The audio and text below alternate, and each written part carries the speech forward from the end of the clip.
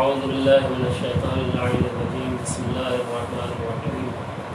الحمد لله رب العالمين والصلاة والسلام على أشرف الأنبياء والمرسلين سيدنا ومولانا أبي القاسم محمد وعلى آله الطيبين الطاهرين المعصومين. أما بعد فقد قال أمير المؤمنين علي بن أبي طالب عليه الصلاة والسلام: كل يوم لا يوصى الله فيه وهو عيد. ناظرین کرام، میں نے آپ کے سامنے عید الفطر کے حوالے سے مولا کائنات علی بن ابی طالب علیہ السلام کی ایک حدیث پیش کی ہے، جس میں فلسفہ عید کو مولا نے بیان کیا ہے. یقیناً اس سال وبائی بیماری کی وجہ سے ہم نماز عید کو ادا نہیں کر پا رہے ہیں اجتماعی طور سے، اور یہ ہر مسلمان کو اور ہر صاحب ایمان کو اس چیز کا دکھ ہے اور تکلیف ہے. لیکن ایام ماہ رمضان میں ہم نے اس چیز کو یہ بیان کیا تھا کہ ہم اہل بیت کے ماننے والے ہیں. یقیناً مصیبتوں میں صبر ہے، لیکن اہل بیت نے ہم کو جو درس دیا ہے وہ یہ دیا ہے کہ مصیبتوں میں بھی تم نعمت تلاش کر کے شکر کی منزل میں آ جاؤ. یقیناً ہم لاک ڈاؤن کی وجہ سے، وبا کی وجہ سے، بیماری کی وجہ سے اجتماعی طور سے نماز عید کو ادا نہیں کر پا رہے ہیں. تو پھر ہم کو اور آپ کو اس عید کی مناسبت سے کچھ نہ کچھ ایسے اعمال انجام دینے چاہیے جس کے ذریعے سے ہم کو عید کا ثواب اور اس کے عمل کا ثواب اور اس کی خوشی حاصل ہو جائے. مولا کائنات نے جیسا کہ فرمایا ہے کہ کل یوم جو صلی اللہ فیہ وہو عید، کہ عید کا فلسفہ یہ ہے کہ جس دن انسان کوئی گناہ نہ کرے، اللہ کی معصیت نہ کرے، وہ دن مسلمان کے لیے عید کا دن ہے. ہم نے ایک جملہ کہا کہ اس لاک ڈاؤن میں، اس وبا کی بیماری میں ہر انسان اپنے گھر میں رہا ہے، اور جیسے تیسے اس نے ماہ مبارک رمضان میں اپنے حالات کو دیکھتے ہوئے اللہ کی اطاعت کی منزل میں قدم رکھا اور روزہ رکھا اس نے.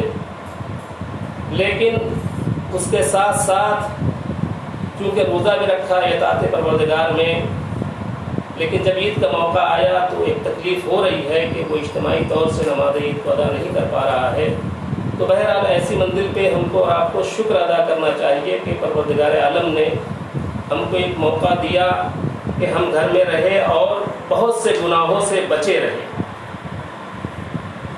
اور اس زمرے میں بھی آ گئے کہ جو مولا نے فرمایا ہے کہ ہر مسلمان کے لیے وہ دن عید کا دن ہے جس دن وہ گناہ نہ کرے.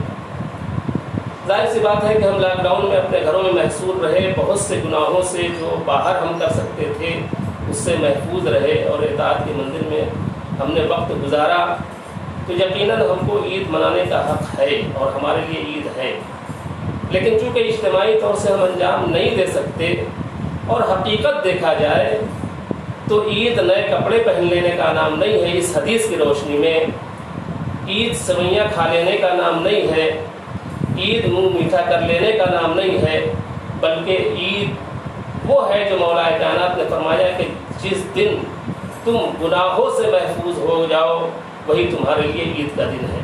لیکن عزیزان گرامی، اس عید سے ہم کو تکلیف اس لیے نہیں ہونا چاہیے کہ ہم اجتماعی طور سے نہیں بنا پا رہے ہیں، اس لیے کہ ہمارے نزدیک اور اہل ولا کے نزدیک سب سے بڑی عید عید غدیر ہے. سب سے بڑی عید عید غدیر ہے. عید غدیر سب سے بڑی کیوں؟ عید اکبر اس کو کہا گیا ہے. عید غدیر کو عید اکبر اس لیے کہا گیا ہے کہ انسان اپنے نفس کو اپنے مولا کے حوالے کر دیتا ہے. جب اپنے نفس کو مولا کے حوالے کر دیتا ہے تو اس کا مطلب یہ ہوتا ہے کہ انسان کا نفس اپنا نفس نہیں ہوتا، بلکہ وہ اطاعت کی منزل میں چلا جاتا ہے کہ جو مولا کہے گا وہ ہم کریں گے. اچھا کس مولا کے یعنی ولایت کا اعلان ہوا ہے، کس مولا کے حوالے اپنا نفس ہوتا ہے؟ اس مولا کے حوالے ہوتا ہے جس کا نفس خدا کے حوالے ہوا۔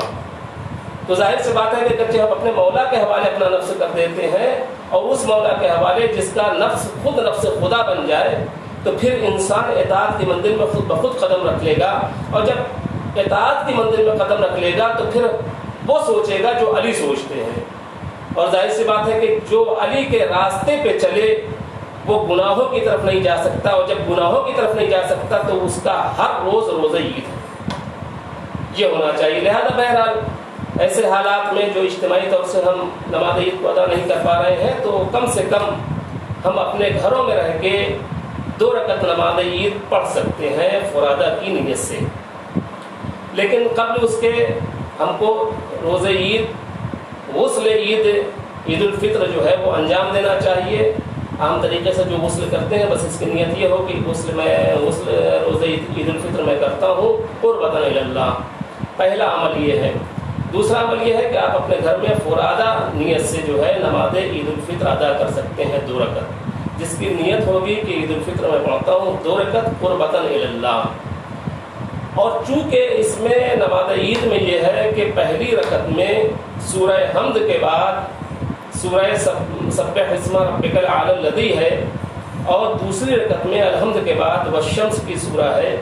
یہ چونکہ عام انسانوں کو یاد نہیں ہے، لہذا ان سوروں کی یعنی الحمد کے بعد جو سورہ ہیں ان سوروں کے بدلے میں آپ کوئی بھی سورہ پڑھ سکتے ہیں، یعنی جیسے انا انزلنا پڑھ سکتے ہیں، سورہ اخلاص کی تلاوت کر سکتے ہیں، کوئی بھی سورہ جو یاد ہو آپ پڑھ سکتے ہیں۔ رہا مسئلہ قنوت کا، پہلی رکعت میں رکوع کے پہلے 5 قنوت ہے اور دوسری رکعت میں رکوع کے پہلے 4 قنوت ہے، اس میں بھی آپ کو اختیار دیا گیا ہے کہ آپ جو ہے وہ 5 قنوت میں صرف صلوات پڑھ لیں، یا جو آپ کو قنوت یاد ہے وہ پڑھ لیں، اور پڑھنے کے بعد جو ہے 2 رکعت نماز تمام کر لیں، یہ آپ کی نماز عید الفطر ادا ہو جائے گی۔ اس کے بعد تسبیح حضرت زہرا صلوات اللہ علیہ پڑھیں اور دعا کریں اللہ کی بارگاہ میں، چونکہ یہ روز توبہ بھی ہے، روز مغفرت بھی ہے، اور روز جوائز بھی ہے، یعنی پروردگار عالم نے جن لوگوں نے روزہ رکھا ہے اس یعنی روز عید کو روز عید اس لیے بھی کہا گیا کہ پروردگار عالم اس روز انعام کا اعلان کرتا ہے۔ انعام میں کیا دیتا ہے؟ مغفرت دیتا ہے، توبہ دیتا ہے کہ ہمارا بندہ ہماری بارگاہ میں پھر پلٹ کے آیا ہے۔ اس کے بعد جو ہے 2 رکعت نماز زیارت امام حسین علیہ السلام پڑھے، اور زیارت وارثہ ممکن ہو تو اس کو انجام دے۔ اور رہا مسئلہ فاصلہ رکھے، باہر اگرچہ نکل رہا ہے تو لوگوں سے مصافحہ نہ کرے، اور فاصلہ بنائے، گلے نہ ملے، فاصلہ بنائے رکھے، اس لیے کہ یہ بھی ضروری ہے۔ رہا مسئلہ فطرے کا، فطرہ بہرحال واجب ہے، اگرچہ وہ مستطیع ہے، مسکین نہیں ہے، غریب نہیں ہے، فقیر نہیں، تو اس کے اوپر واجب ہے۔ اور ایک فطرہ تقریباً 3 کلو گیہوں کے برابر، یا تو 3 کلو گیہوں دے یا اس کی قیمت ادا کرے۔ ایک مسئلہ جو بڑا سنگین مسئلہ ہے وہ یہ کہ عموماً یہ ہوتا ہے کہ صاحب ہم کنٹرول کا گیہوں کھاتے ہیں تو ہم کنٹرول کی قیمت نکالیں گے، تو ایسا نہیں ہے۔ اگرچہ آپ کنٹرول کا گیہوں کھاتے ہیں تو بالکل آپ کنٹرول کا گیہوں نکالیے 3 کلو کے حساب سے، گیہوں نکال سکتے ہیں 3 کلو کے حساب سے، لیکن اگرچہ آپ گیہوں نہ نکال کے پیسہ نکالنا چاہتے ہیں تو کنٹرول کا ریٹ نہیں ہوگا بلکہ جو بازار کا ریٹ ہوگا اس ریٹ سے آپ کو نکالنا پڑے گا، اس لیے کہ جس کو آپ دیں گے وہ بازار سے خریدے گا، کنٹرول سے نہیں خریدے گا، ٹھیک ہے۔ تو اور دوسری بات یہ ہے کہ اگرچہ نماز عید ادا کر رہے ہیں تو نماز عید کے پہلے آپ فطرہ نکال دیجئے، اور اگرچہ نماز عید نہیں ادا کر رہے ہیں تو ظہر بعد بھی آپ فطرہ دے سکتے ہیں۔ تیسرا مسئلہ جو بہت اہم ہے وہ یہ ہے کہ کم سے کم 1 فطرہ ایک آدمی کو دے، 1.5 فطرہ نہیں دے سکتا، 2 فطرہ نہیں دے سکتا، یا تو 1 دے یا 2 دے یا 3 دے، 1.5 فطرہ وہ نہیں دے سکتا۔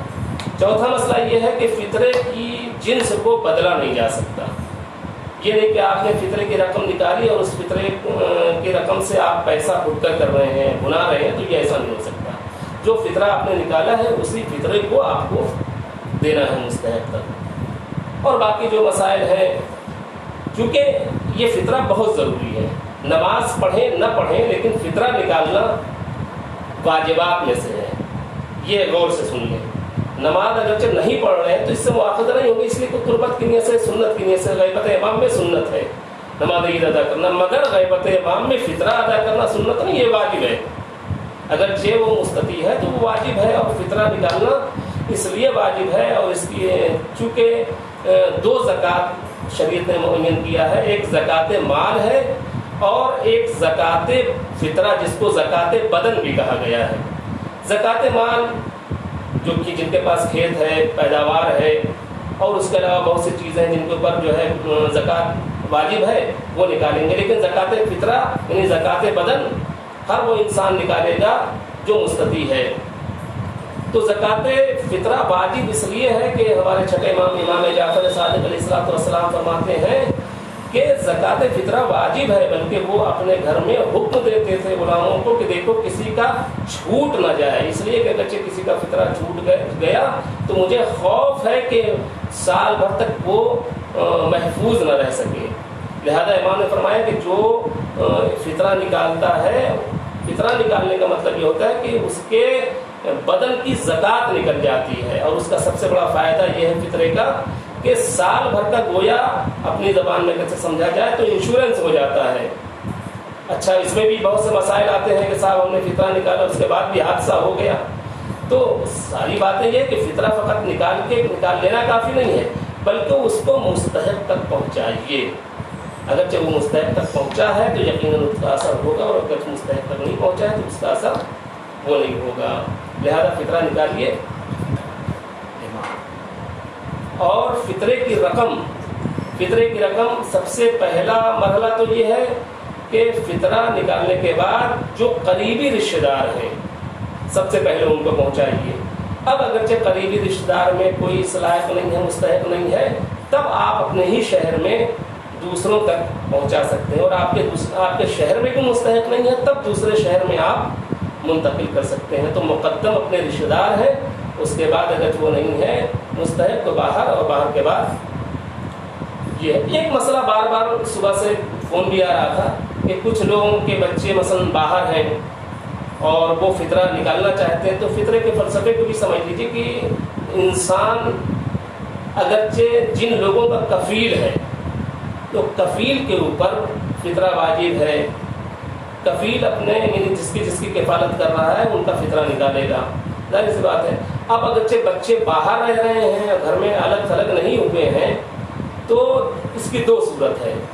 وہ بالغ ہے تو خود بھی نکال سکتا ہے فطرہ جہاں بھی ہے وہ، اور ماں باپ بھی نکال سکتے ہیں. کوئی ایک نکال دے گا تو ایک پر سے ثابت ہو جائے گا. یعنی اگرچہ باہر رہنے والا بیٹا ہے اس نے نکال دیا ہے فطرہ تو ماں باپ کے اوپر سے ثابت ہو جائے گا، اور اگرچہ ماں باپ نے نکال دیا ہے تو بیٹے کی طرف کے اوپر سے ثابت ہو جائے گا.